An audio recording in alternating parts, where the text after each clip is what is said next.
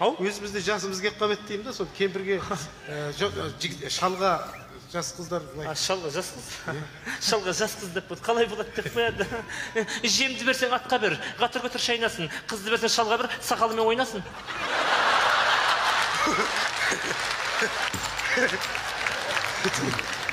Бұл енді дұрыс бәрі. Жақсы екен енді. Мынау енді бір... Уақтамасыншы, уақтама.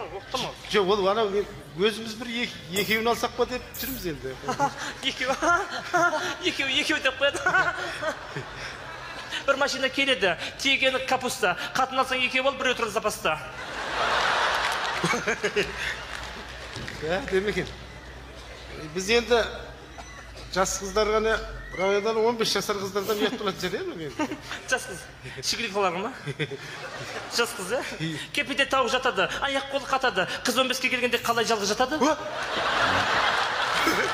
Қыз 15-ке келгенде кесті алады, жаманменен жақсыны еске алады. Қыз 20-ға жеткенде былық-сылқ етіп, аюша жиғамайын төске алады. Десем болам болмайын? Жоқ, рахмет, бола ма? Болды.